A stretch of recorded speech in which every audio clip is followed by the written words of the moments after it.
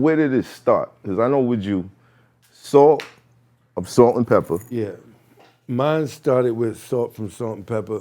When, like I said, I was on some Debo shit when I came home. And my man, he had just had a baby. Wait, you was in the crib though. Huh? You was in the crib. What you mean? You was in the crib with Salt. Not, right, but my man, when I first came home, my man seen that I was going back into prison. Right. So Because you was moving a certain way. He had a baby with Salt at the time. This is how I got associated with her. Right. And that he ended up being her husband. I don't know if you've seen the show they had on back in the day. They had a show to do with Gavin Ray. Oh, yeah. That's my man I grew up with. You know what I'm saying? So he seen me getting ready to fuck up again. He said, "Man, I need you."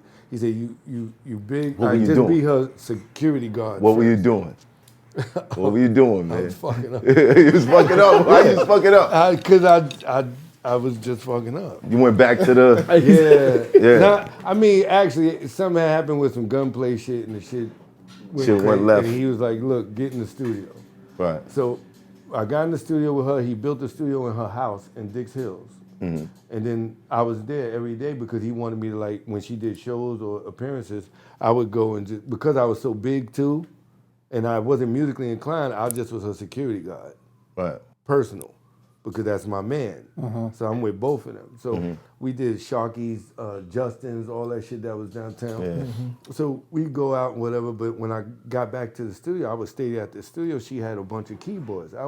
She said, "Take this shit home, so figure it out." No manual, no book, no nothing. Nobody used it in the studio. And it was the ASR 10. So I went home, locked myself in my basement, and just started fucking with it. Was cassette tapes back then. We was sampling from cassette tapes. Sheesh. It was not even records then. Like I would run a wire from the That's output muddy. from that That's into muddy. the ASR 10 and use the cassette tapes and get a sample.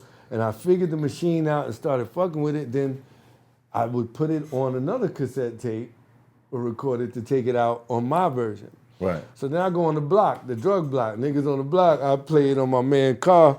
Niggas be like, "Yo, what the fuck? Nigga, you nice with this shit." I'm like, "No, I ain't." Nigga. What was the first joint that they said you was nice off? The Cocoa Brothers shit. Black Trump. Black Trump? Oh, with Tony Touch in it. Raekwon. Raekwon. Wow. Raekwon. Yeah. Wow. Smith and Wesson. Remember Smith and Wesson and Raekwon did Guess Who's the Black Trump? That was my track. Yeah. My first track that ever hit the radio. Niggas call me like, "Yo, I hear your shit on the radio, son." I'm like, "Huh?" That's Nigga, crazy. that shit. And I sold my first beat for $5,000.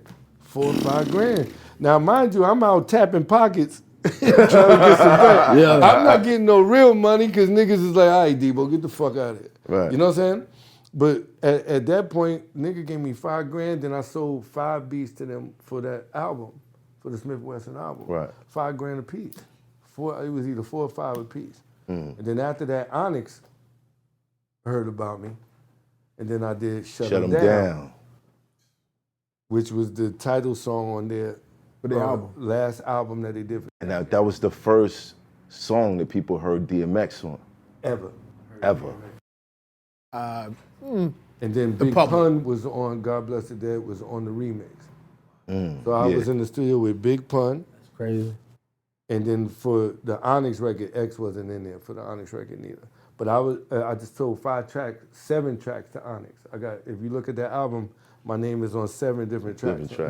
And they gave me that 7,000 a piece. What was So those I started sessions like? saying, like, what the fuck? I'm not going back to To the streets. streets, yeah. You like, Fuck what? with Debo. Fuck that shit. So I'm like, fuck that shit. So and then the word New York started getting around that I was a new producer around or whatever. Right. And then that's when LL Cool J, Music Soul Child, Ciao. fucking Cameron, Ja Rule, Jay-Z. I did a bunch of stuff like for all of that just because I was running around here. But like I said, the pricing was better then. Everything was a smoother ride, and it was real production back then. You got to really be talented. We worked back then off of demos. So today, nigga gets signed off of popularity. Right. Back then, it was no popularity.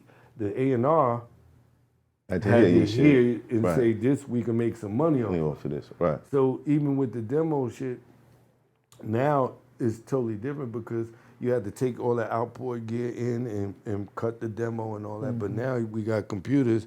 You do everything on the computer, give somebody something. I think that fucked the game up, though, to be honest. Why? Because if I had to come, if you say, Self, I like this beat, I want to buy this beat from you. But I'm the only person with the beat, right? But I let you hear it on a cassette tape or something. Like back then it was cassette tape. Right.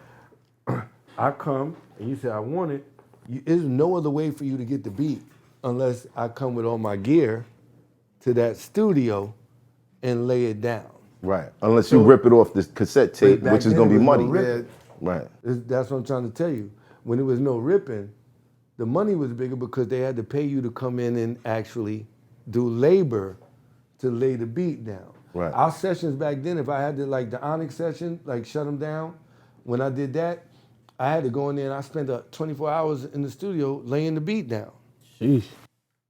So the record label, Def Jam and them knew they had to pay you for that type of time. Right. When when CDs came in, niggas was just stripping.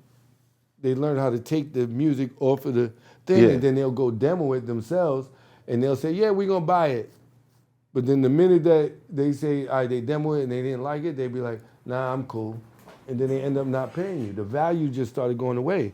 Once you ain't gotta go in and do labor, it takes the value away.